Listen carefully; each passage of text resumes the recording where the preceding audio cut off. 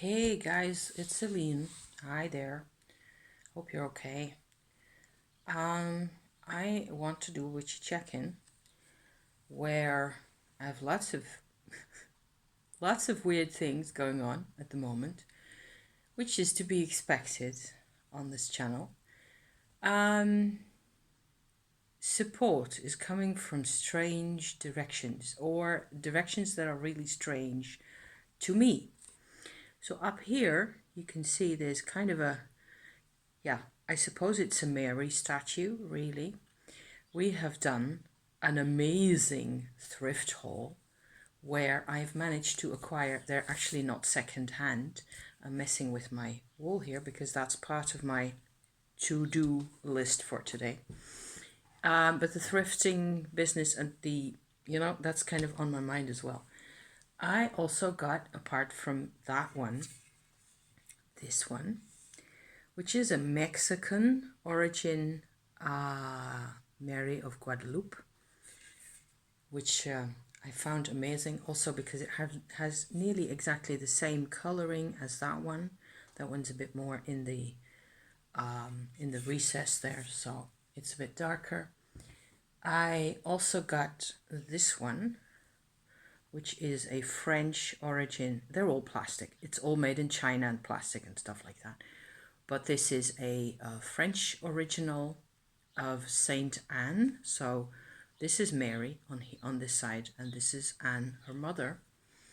And because she's sitting on my sort of an altar space over there in between my living room on this end and my kitchen on the other, I have this one which I made before, I think 2 years ago by now.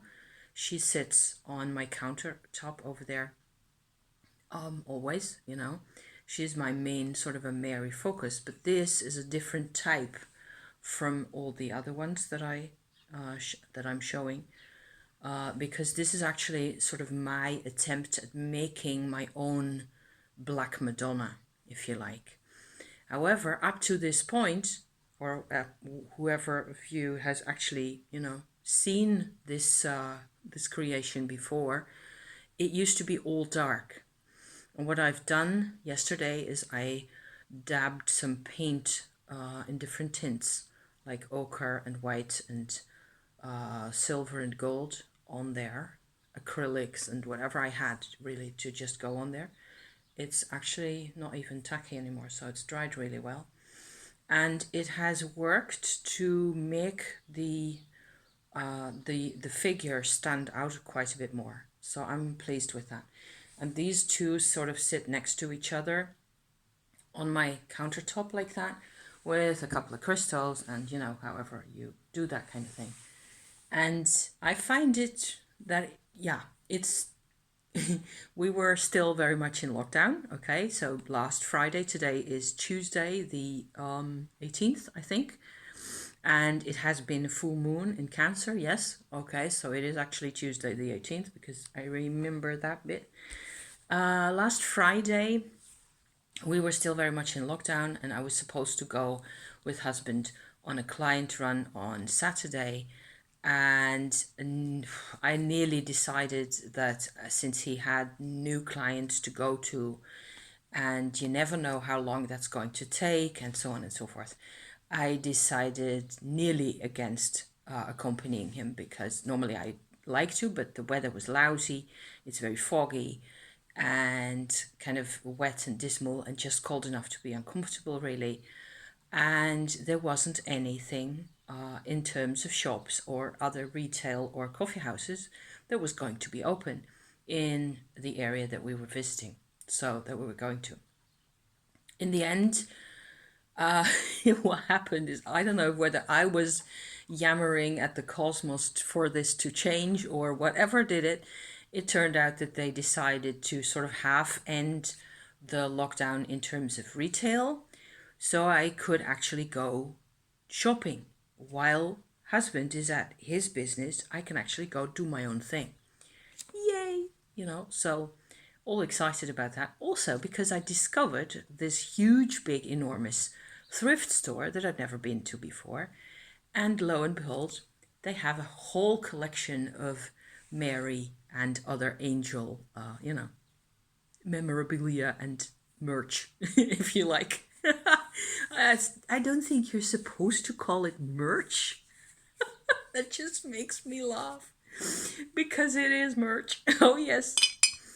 And so I was completely happy for an hour and a half or so until husband showed up again. And then he was completely happy for another 3/4 of an hour. I'm stirring my tea. The noise is me stirring my tea. I also bought spoons, actual, decent size. I had like teeny tiny teaspoons and egg spoons, and had large dinner spoons, and nothing in between. And for this great big huge mug of salop that I tend to use these days, which is also thrifted elsewhere, I wanted a spoon that would actually be able to hold in there and stir my honey in if I wanted.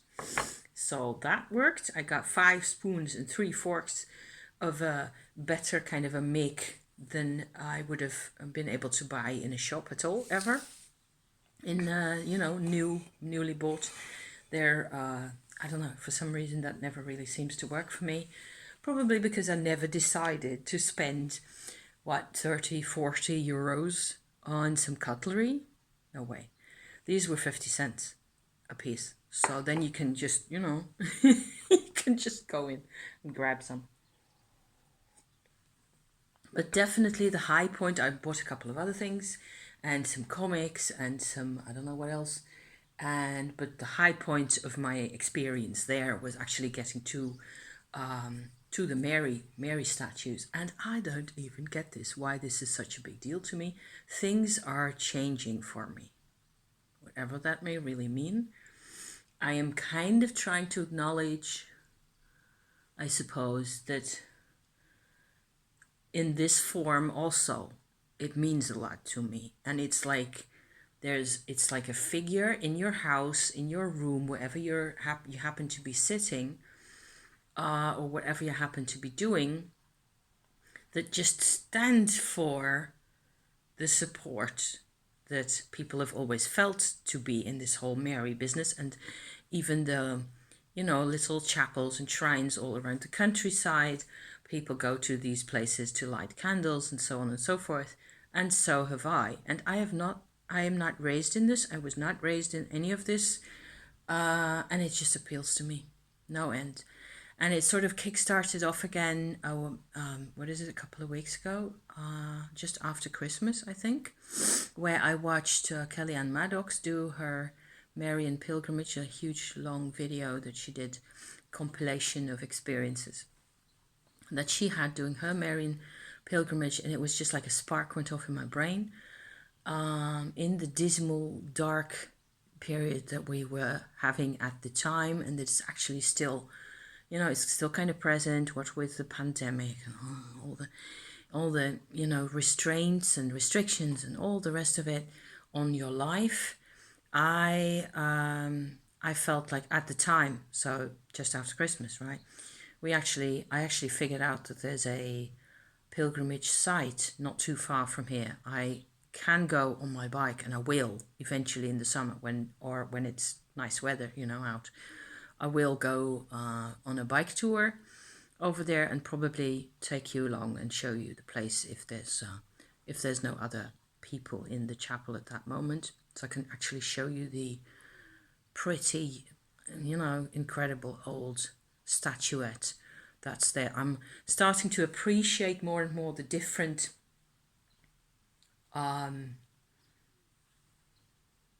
faces that she has taken on in the course of time, where I think the Black Madonna type with actually hardly any real expression and just those, big eyes or whatever else, that's one of the oldest. And this statuette in the chapel that I was talking about just now, it's also quite a fairly small statuette, like this or size, so 20-30 centimeters, and she's got a big head, and the child is there, but it's not really all that noticeable, and her head and her eyes are the most important sort of features in the whole of the impression that you get there. So she's quite an old statue. She's a late medieval statuette, I think. And then there's all these other kinds of expressions, right? Oh yeah, I can show you that. Even this is a Saint Anne, which is kind of a different sort of a layer in this whole mother goddess kind of an adventure, is actually the original of the pilgrimage location. I'm going to show you a printed image here. This statuette has replaced this one, and so there's an actual 3 triple goddess, if you like, except that the little one is baby Jesus, of course. And this image is really hard to find on the internet. It is a particular pilgrimage site, and I have not been there myself, also because what I saw on the internet is that everything, like the old vibe, the old places, the small chapel that I still have in my town over yonder that I can bike to, that has all been replaced by this huge, massive, like a tourist center, really, where because of the popularity of the pilgrimage site, there's just too many, thousands of people flocking to it every day, and then you need infrastructure, right? So it makes sense. Oh, that's so good. And the same applies to the Guadalupe kind of a representation, where what I found often is that actually in the old days people used to have statues that was more or less like this, somebody's handiwork, and the statue was often supposedly found somewhere in a bush or in a stream, and there was an apparition of the Mother Mary to somebody, and they in the end had to sort of build a chapel in that precise location that they got, told by the apparition to put the chapel in, right? And then there's all these stories of people trying to change the location of the chapel and so on and so forth. And in the end, so it's all sort of kind of stressing how important the exact location of the chapel tends to be and so on. And after that, you get a whole period of centuries even, where slowly this kind of an image fades away or is pushed to the background in favor of this kind of an image, or even later ones, more like this one. I'll get that one out as well so you can have a proper shoofty at it, because she's kind of cool without trying to break all my things here. This is a very different style. I liked this one also because of the coloring, because just like the Guadalupe one, it's got these earth tones and it's all really warm in color. There's actually some tiny amount of damage on this side, and I got it for half the price. So this was 20 euros instead of 40, which I would not have spent on her. But I still think she's really, really pretty, and it's a very different kind of expression from the other ones, right? And so, yeah. So that's the whole Mary thing going on. So if I want to sort of complete my expose of the Mary thing, I've got another. I try to fish this out of my cupboard without throwing everything off. This is the sort of latest, I think, socio-cultural, if you like, expression of the whole Mary vibe, and you can see how she got like really ethereal from all the earthy toned types and things. I got this at another thrift store, I believe here in my town, back in a couple of years ago, and it's actually a little it has a little drawer underneath, if I can get it out, like so. It's like a little cupboard, and I don't know what you're supposed to put in there, but I think also that if you put this in a bright light for a while and then turn all the lights off, it will probably sort of glow in the dark, which is really kitschy. I haven't tried that though. but this is Lourdes, of course. So it seems to me like the Lourdes expression of the theme is the last the last shape that this has taken. After that, I don't think you go into pop culture much more, and you get all sorts of different kinds of. It's quite dusty down here, so yeah, you can just wipe off some of that dust like that. There used to be some kind of a frame at the back here as well, and so yeah, so this is sort of part of this whole endeavor here. I enjoy having these around my house, around the place. I feel like I'm less alone, which is a bit of a thing at the moment. Not so much because I am physically alone, but because I am dealing with all sorts of changes, and there's a lot of it that I don't really understand myself. My hair is standing up.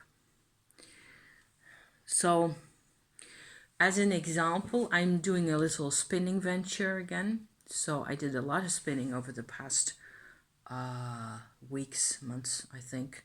Mainly quantity white wool spinning. So that will look something like this is the wool that I get off the sheep, straight off the sheep. And I actually pay like 10 or 12 euros or something for a complete fleece. So that is a huge bag of one sheep's wool.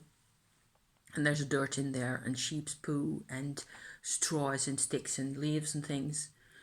However, it's really easy to spin. This is also great quality fiber. Hairs of the sheep are quite fine and soft, and so you get this really gorgeous product. I can show you what it looks like when I am done, washing and all that. So spinning and twining, and come over here, you. This is the result. So you see there's quite a big difference in color there.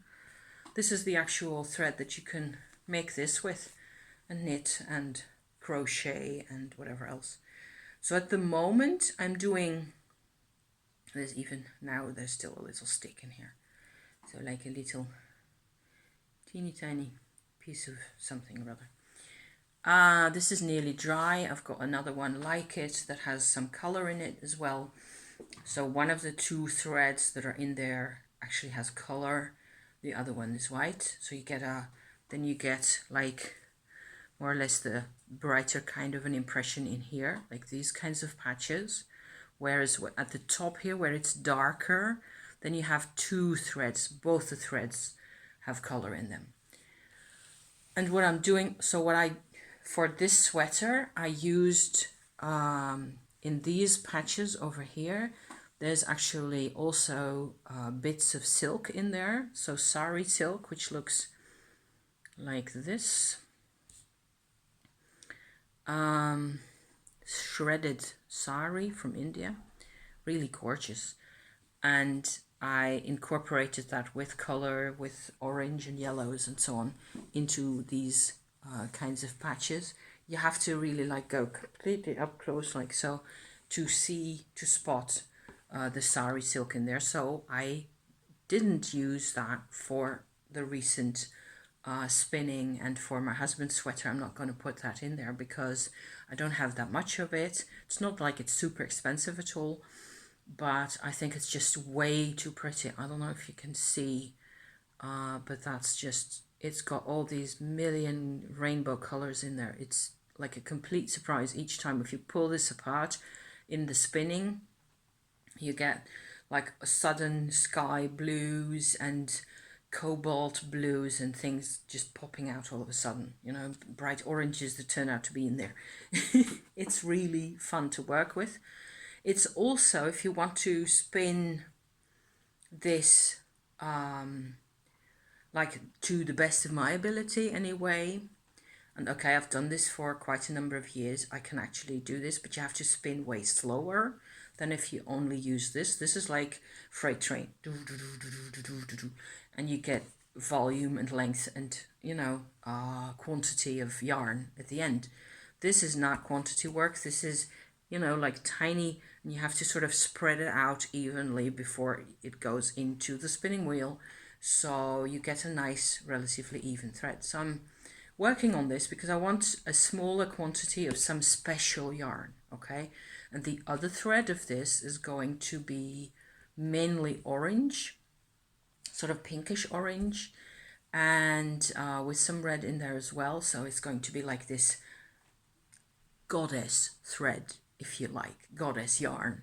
And I will save it to just tie small things together or to make small little pouches out of, or whatever else, you know, just special things. That's occasionally really also a lot of fun, especially if you've done miles and miles of the regular ordinary spinning work.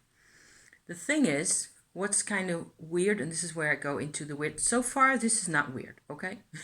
So far this has been more or less okay to explain. The whole Mary statue, okay, that's personal. If it's your thing, then you relate to it. If you don't, you don't. It's completely fine either way.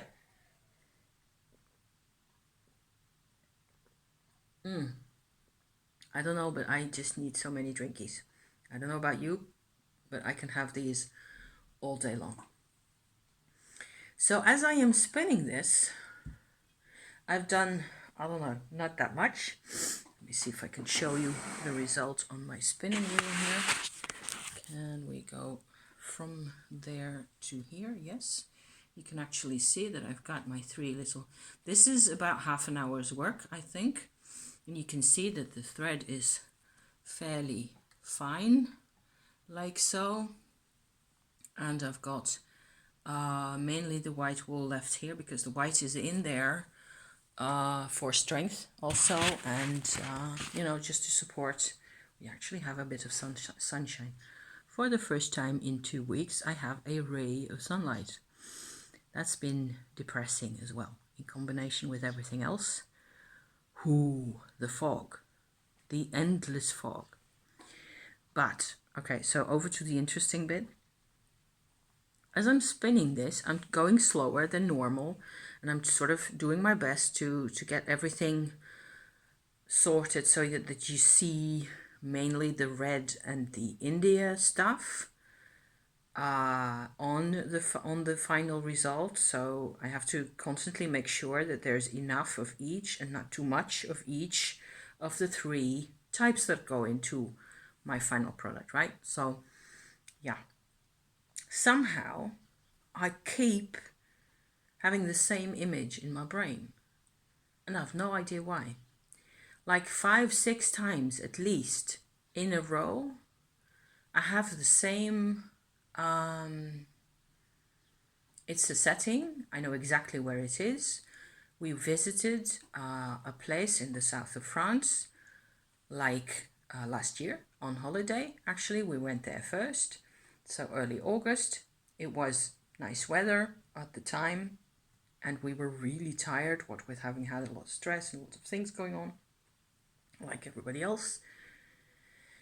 And we walked in the neighborhood of that town where we were camping, so a small town. And you have to imagine it's like actually two towns that have the same name, Opede. Opede is oppidum in Latin, it just means town, okay? Or fortified place, something like that. Down in sort of the nearly flat river valley, there's the modern village, and up on the top of the hillside is Opede-le-Vieux, the old town. And we were walking from the camping place on this end through the modern village, out that side to the old village, to go up the hill, to go, you know, visit the place. It's got old castle, it's got there's plenty beautiful things there. Really gorgeous.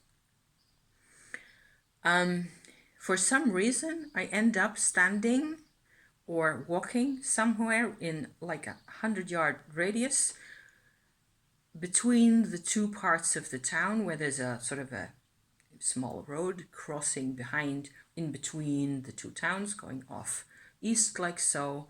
The sun's on that side, and it's like there's a transition or something in the vibration of the places.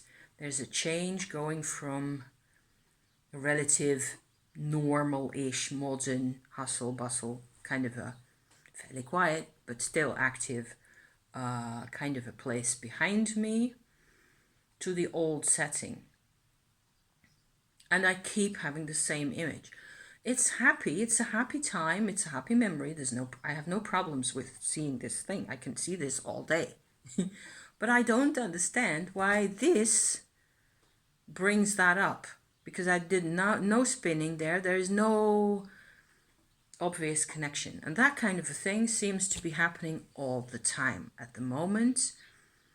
And so I have no explanation for that. I want to connect it to my most recent Tumo work. And I want to talk about that. But for that, I have to also reconnect my phone to the net, I think, because I don't have enough electricity juice in there. Let me see. Okay, yes. Let's just move on over to the kitchen. So yeah, so theoretically we are charging now. Yes. I'm getting a new symbol in my apparatus for some reason. I'm going to move my dead old roses out of the way. My Morticia Adams roses that are just standing here waiting to be, you know, sent out of the house. My tea is here. So the Tumo update, I've been doing really out there Tumo work over the past couple of days. And I have tried the sort of the last chapter for my Tumo practice, my most recent chapter and most I don't know how to say this. It's not to do with my body anymore. Okay, so it's the most out there. Takes the most focus. It's exhausting. That's what it turns out. You know. It's also kind of freaky and scary because it has to do with past lives.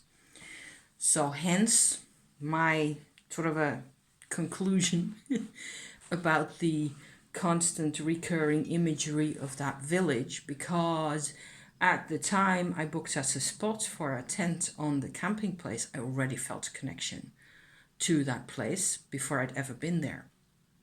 And we enjoyed our stay out there quite a bit. There were also a couple of elements later on that sort of overclouded, if that's a word, clouded my perspective quite a bit. And I think that's been going on quite a bit more than I actually realize, is where, you know how it is, you're actually yourself, you're working on something creative often, or personal, or you know you're connected to something on a personal level that you have to do something about, potentially something creative, or just being aware of it, you know. So it may have to do with relationships or with projects and planning and things like that. I don't know. But the big but, yes, is that there's life. And life just bulldozes over us in several ways.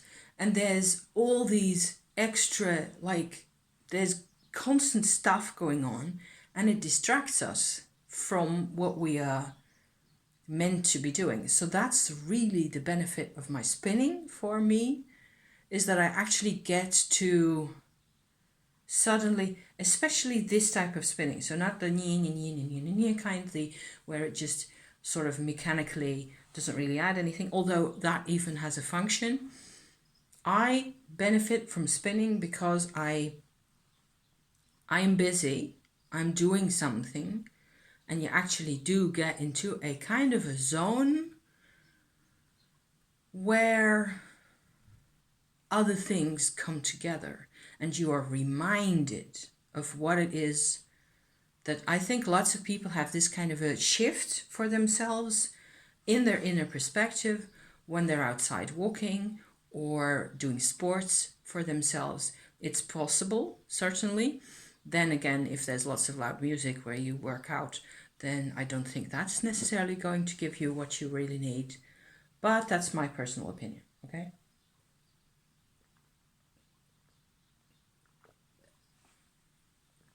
So I think I'm supposed to do something with this recurring sort of nudging me kind of a memory that keeps coming back. And okay, so I used to live in that neighborhood ages ago, quarter of a century ago, longer. But not right there. I lived like 40 kilometers or so further east and north from there. So I know the surroundings really well, but not that particular place all that much. I have no reason to feel this level of connection with that particular place, other than potentially through the past lives work with the Tumo that's going on at the moment.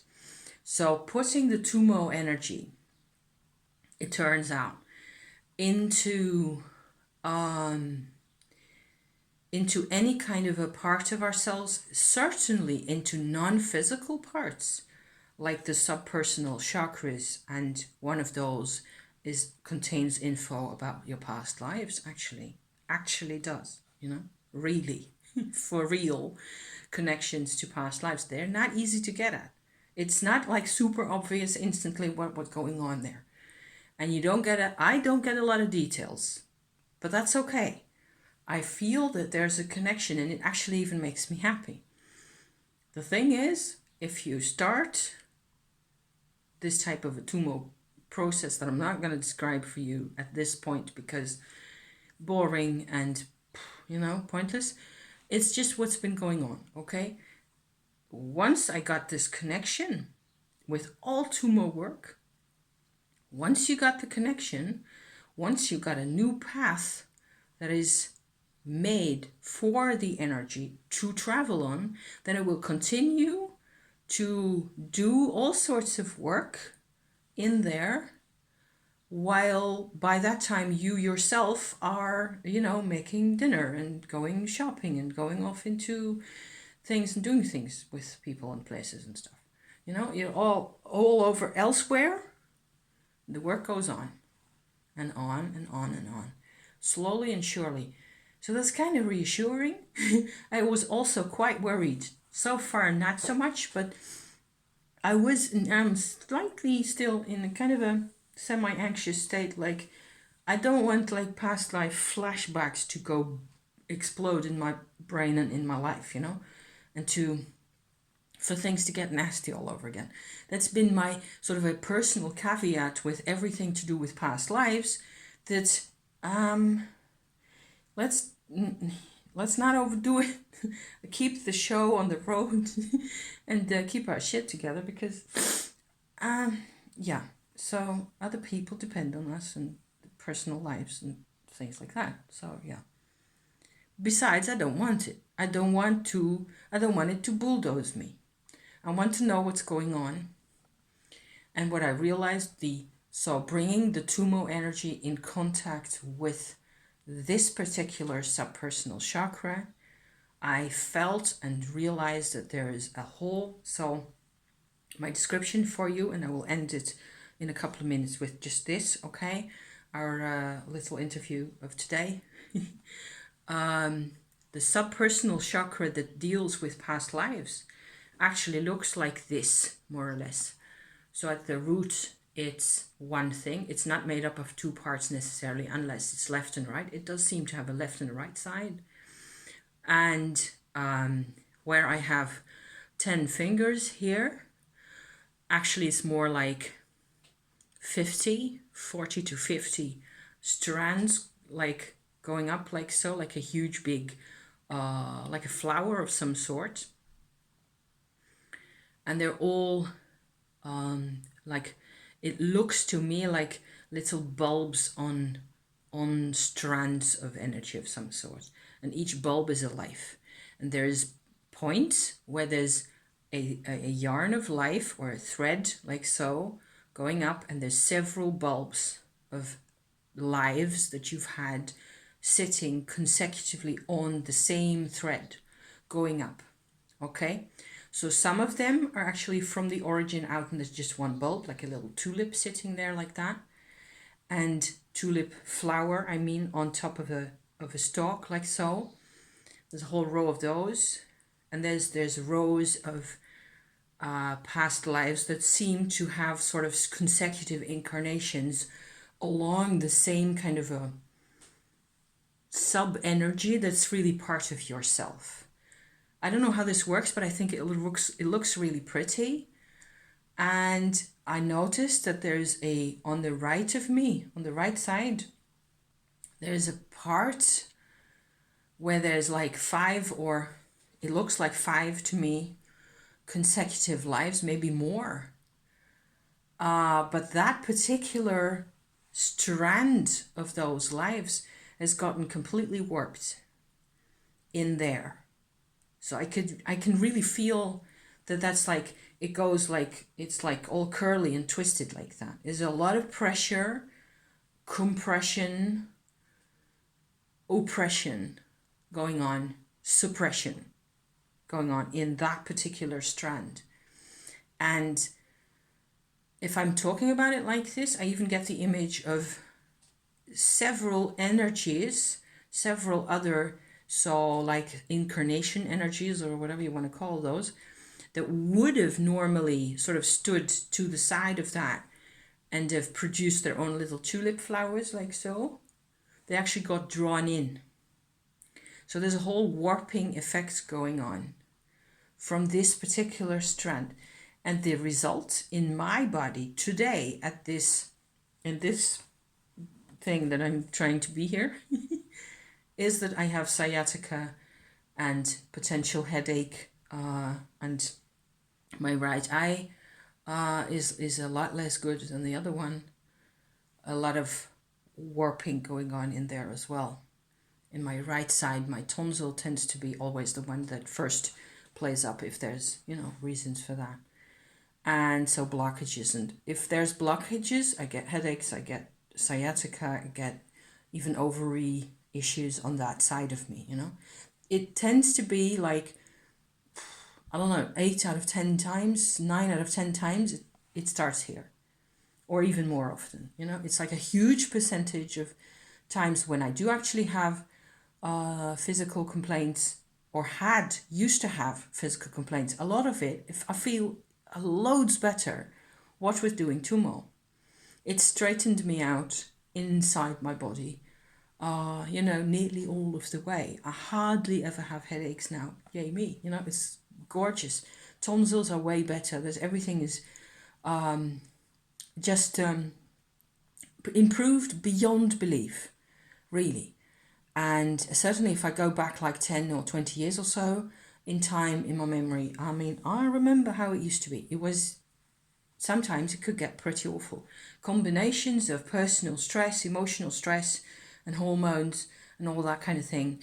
And then things happening and people making life difficult for whoever else, And I used to get, caught in the middle, and it was nasty. So nowadays, I don't have the stressors in my life as much, which is the good side of being alone a lot of the time.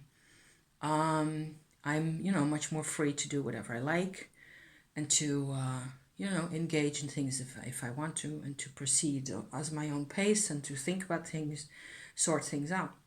And here, in that kind of a context, the whole Tumo practice has a central role there.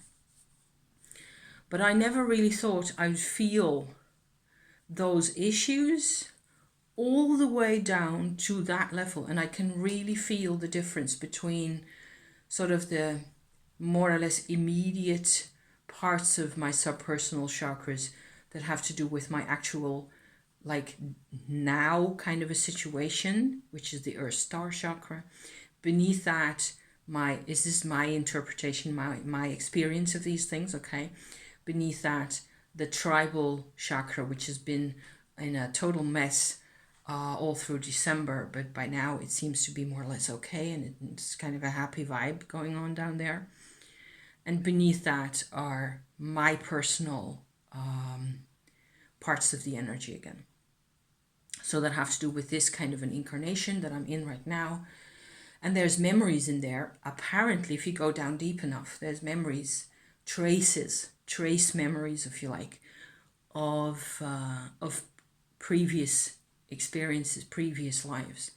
And a part of that, sort of a whole huge bunch of things, of energy things that's in there, a part of it is really warped and so there I will have to do more work on that. But it's so remote.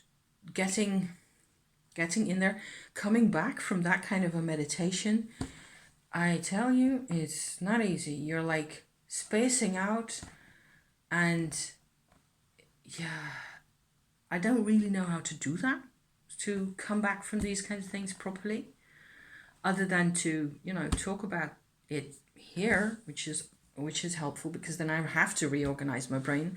Otherwise, I'm not going to make any sense at all, right? Similarly, though, the Mary statues and all that has given me quite a bit of a... It's like she exists in all those dimensions, And so she sees me, whatever it is that I'm doing, which is kind of cool. So, yeah, I'm noticing suddenly that there's another, kind of a... I've got one of these burning, actually, at the moment from the thrift store. And here it is. Let me go and show you. It's a Archangel Michael novena candle. There it is. I hope this helps you as well, because I lit this on Sunday. I think it's been on for 2 days now. In order to facilitate, which I never do really, these kinds of nearly ritual kinds of things. I never do.